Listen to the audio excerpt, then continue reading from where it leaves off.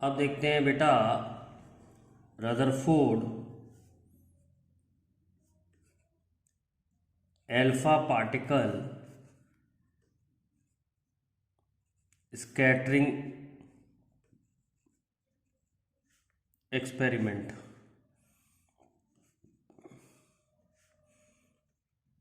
इस एक्सपेरिमेंट का एक नाम और है गीगर मार्सडन एक्सपेरिमेंट।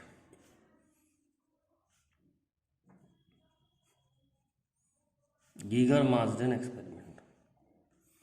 तो रदरफोर्ड ने क्या किया? Rutherford bombarded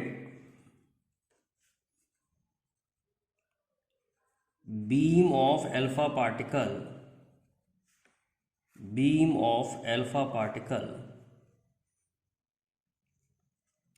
on a thin foil of gold।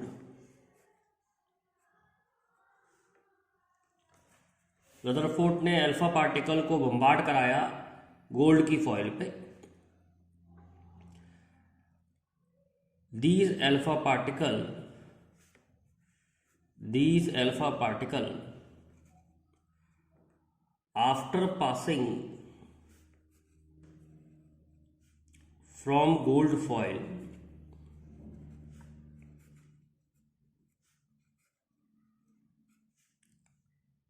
strikes on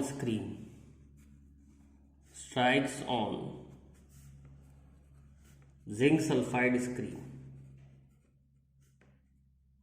and produces scintillation।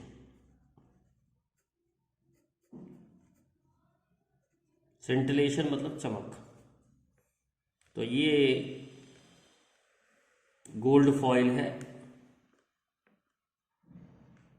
और ये सोर्स ऑफ अल्फा पार्टिकल है। कोई भी रेडियो एक्टिव सब्सटेंस हो सकता है। तो इधर से अल्फा पार्टिकल आ रहे हैं और इधर स्क्रीन पर गिर रहे हैं। ZNS स्क्रीन है। अल्फा पार्टिकल इस स्क्रीन पर गिर रहे हैं और चमक प्रोड्यूस कर रहे हैं।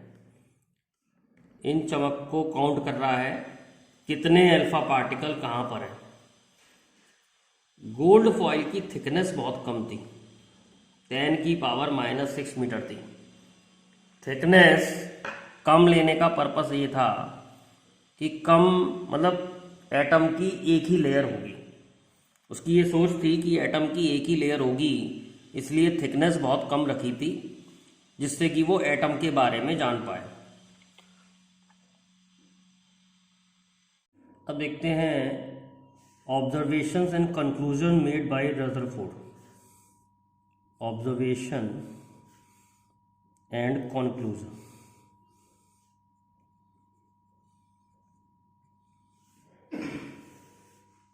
उसने देखा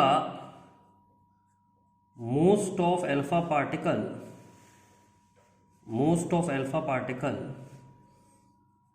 passes without deflection।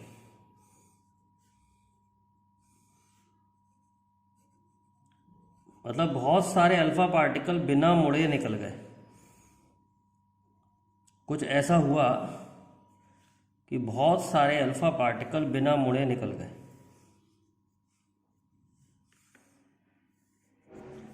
From this he concluded that atom is hollow and has lot of empty space।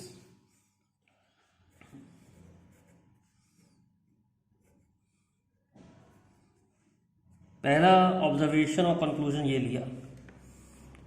फिर उसने देखा कुछ अल्फा पार्टिकल मुड़ भी गए हैं। some alpha particle are deflected by small angle. कुछ अल्फा पार्टिकल जो है मुड़ भी गए. From this he concluded that there must be positive charge. There must be positive charge due to which alpha particle are deflected. कहीं पर कुछ positive charge है जिसकी वजह से अल्फा पार्टिकल जो है मुड़ गए, क्योंकि अल्फा पार्टिकल पे भी पॉजिटिव चार्ज है, तो पॉजिटिव ही पॉजिटिव को रिपेल करेगा. तो कहीं पर कुछ पॉजिटिव चार्ज है एटम के अंदर, और 20,000 में से कोई एक अल्फा पार्टिकल लौट के भी आ गया 180 डिग्री पर डिफ्लेक्ट होके. About 1 in 20,000 is reflected back.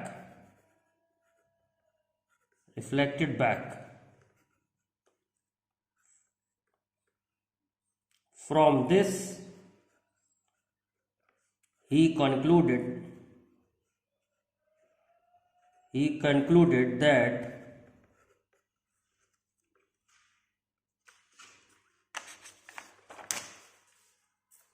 positive charge is concentrated in very small space,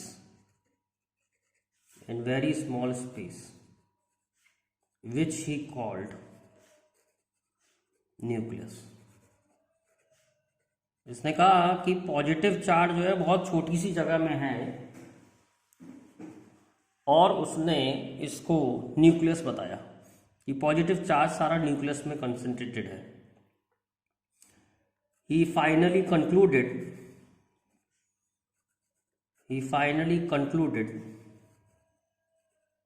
that there is positive charge,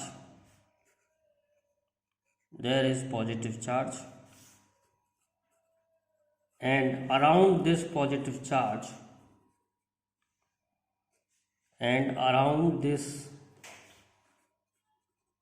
charge electron revolve. तो ये था रदरफोर्ड का मॉडल.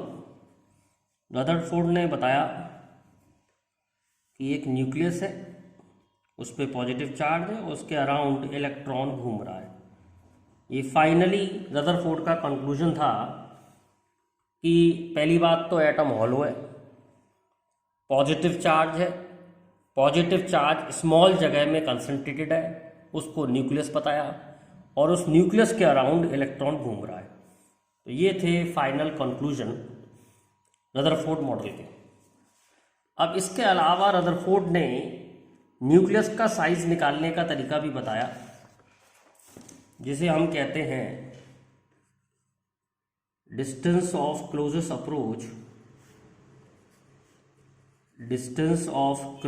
अप्रोच और estimation of size of nucleus.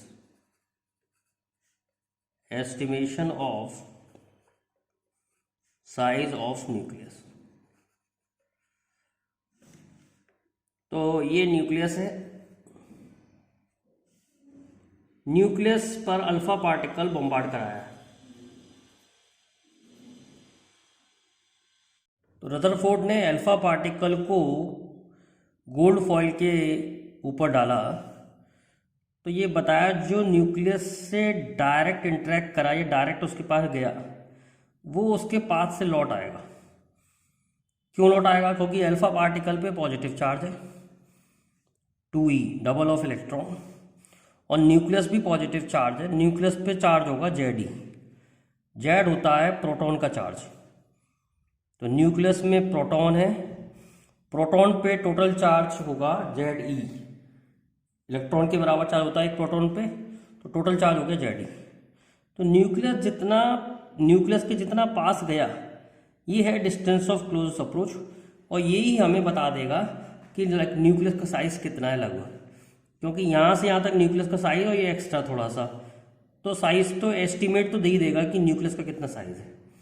तो alpha particle की kinetic energy potential energy में convert हो रही है इलेक्ट्रोस्टैटिक पोटेंशियल एनर्जी में, इलेक्ट्रोस्टैटिक पोटेंशियल एनर्जी में कन्वर्ट हो रही है। तो kinetic energy is equal to 1/4 pi epsilon naught Q1 Q2 upon R0। R0 है डिस्टेंस ऑफ क्लोजेस्ट अप्रोच, तो इसको निकालने के लिए हमें क्या करना पड़ेगा, 1/4 pi epsilon not, alpha particle पे चार्ज 2e है, न्यूक्लियस पे चार्ज Ze है, अपॉन काइनेटिक एनर्जी। तो अगर हम इसकी वैल्यू निकालेंगे तो हमें डिस्टेंस ऑफ क्लोजेस्ट अप्रोच मिल जाएगा। तो ये अप्रोक्सीमेटली सॉल्व करके आई 10⁻⁻14 मीटर, यानी न्यूक्लियस का साइज लगभग 10⁻⁻14 मीटर होता है। और हम कुछ न्यूमेरिकल भी करेंगे, उससे भी हमें पता लग जाएगा कि साइज इतना निकलता है। एक न्यूमेरिकल करते हैं, 12 मिलियन इलेक्ट्रॉन वोल्ट या mega electron volt alpha particle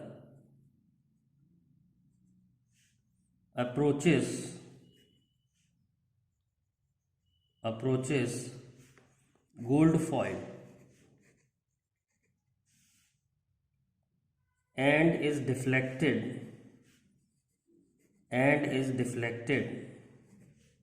by 180 degree. Find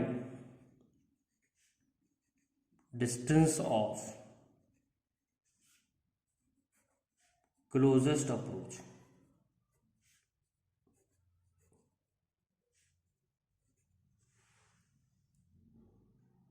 क्या हो रहा है, ये न्यूक्लियस है और अल्फा पार्टिकल जो है न्यूक्लियस के पास आके 180 डिग्री पे लौट रहा है। तो ये है डिस्टेंस ऑफ क्लोज अप्रोच। तो हम जानते ही हैं kinetic energy is equal to potential energy, kinetic energy is equal to potential energy होगी 1/4 pi epsilon naught Q1 alpha particle पे चार्ज और Q2 गोल्ड न्यूक्लियस पे charge upon R0।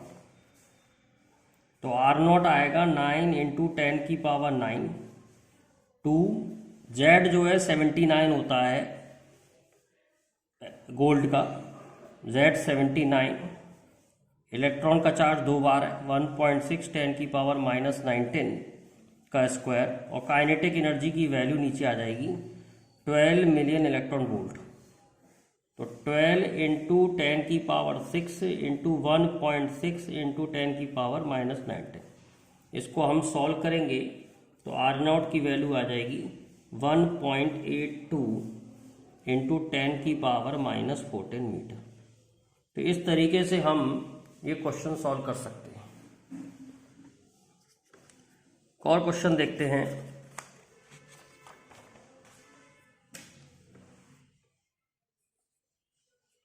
An alpha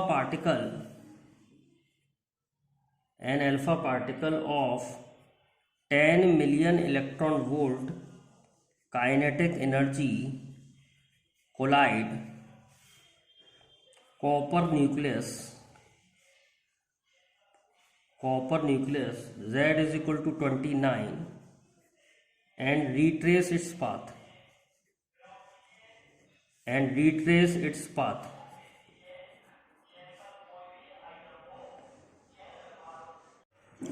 what is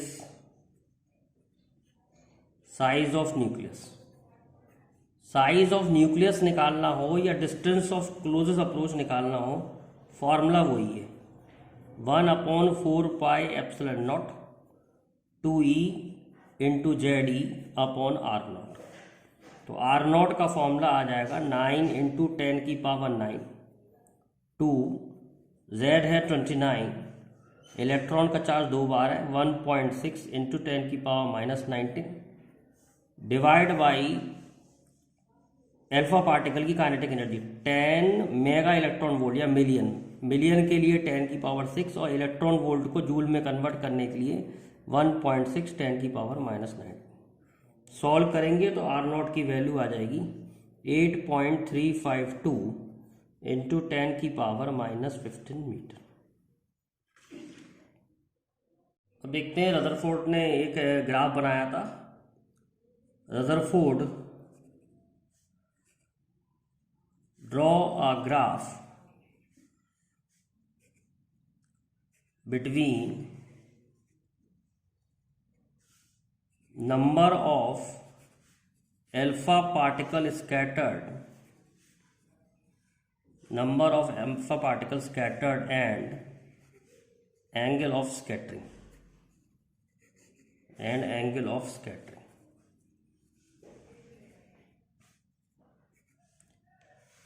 तो ये graph ऐसा आया था। ये है number of alpha particle scattered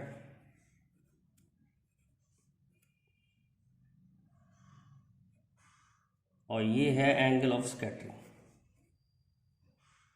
तो उसने देखा था कम एंगल पे स्कैटर होने वाले ज़्यादा हैं और ज़्यादा एंगल पर स्कैटर होने वाले कम हैं। एक फार्मूला भी दिया था, n is inversely proportional to sine 4 की पावर 5/2, जिसमें फाई है angle of scattering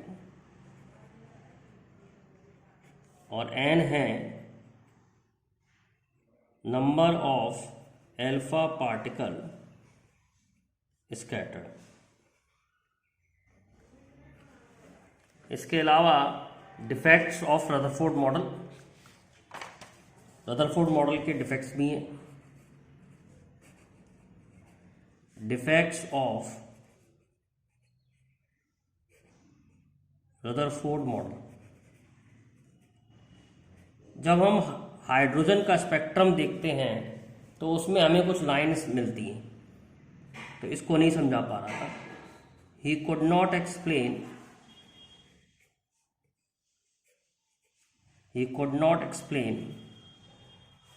line spectrum of hydrogen atom.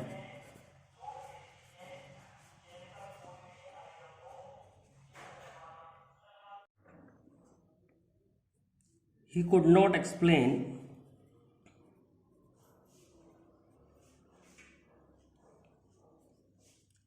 stability of nucleus. Stability of atom. Atom क्यों stable है? According to Maxwell theory,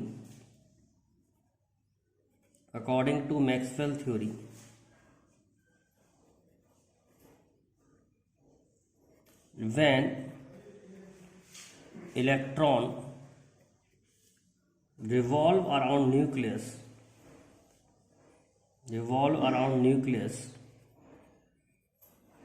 then it must radiate energy.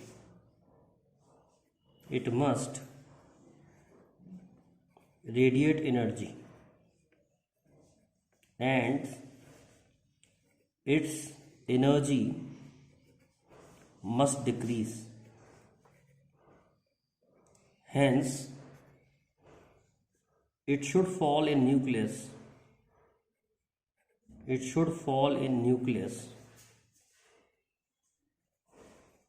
following spiral path, but it is not so.